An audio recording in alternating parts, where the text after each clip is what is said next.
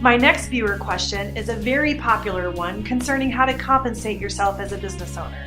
To take a salary, owner draw, or shareholder distribution, and what's the difference between these terms? What's more advantageous? Stay right here for the answer to these questions asked by Sarah, who owns a small IT consulting firm. Welcome to this episode of Accounting and Tax Tips, Smart Strategies for Small Business Success, with certified public accountant Tina Moe. Let's first discuss the vocabulary behind the question. A salary is reported on a W-2 and it's subject to withholdings and unemployment taxes. This would be an appropriate form of compensation if you're a shareholder of a subchapter S corporation or a C corporation. In fact, if you own 2% or more of a sub S and you provide services to that corporation and you are compensated for those services, you are required by tax law to pay yourself with W-2 wages.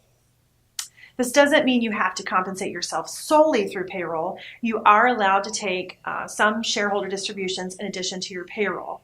This is a good tax strategy and perfectly acceptable as long as you have an appropriate amount of salary versus distribution. A $10,000 W-2 along with a $90,000 shareholder distribution will never pass an IRS audit and would be considered an inappropriate ratio of payroll to distributions. There are several factors that determine the proper amount of salary for a shareholder, such as prevailing wage in the industry, the owner's experience, and the amount of time spent working actively in the business. And as a side note, this is a big area of noncompliance with the IRS, so be sure to seek advice from your tax professional if this is your situation. For an LLC, W-2 payroll is not an appropriate form of compensation for those who are owners, often referred to as members. This holds true even if you are a single member LLC. In this case, you would take a member draw from profits and track this in the equity section of your accounting software. The reason for this has to do with the overall taxation on the profits of your LLC, which are all taxable to you whether you take them out of the business or not. In the case of an LLC with multiple members, compensation might also be classified as guaranteed payments to partners, which is tied to work performed rather than a distribution of profits.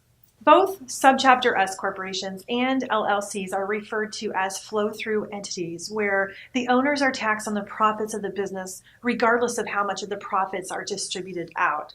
It's not only inappropriate for an LLC member to take W-2 wages, it's just not good tax strategy because taking W-2 wages incurs additional unemployment taxes that you wouldn't have to pay on member draws.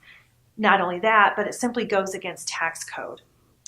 There is an exception to this rule, and that is for an LLC that has made an election to be taxed as a subchapter S corporation, and in that case, the W-2 compensation then becomes a requirement for an active shareholder. As you can see, Sarah, the question of how to compensate yourself rests heavily on what type of entity you own and how much you need to take out of your business. You'll want to choose a method that is tax law compliant and maximize good tax strategy. I hope this was helpful.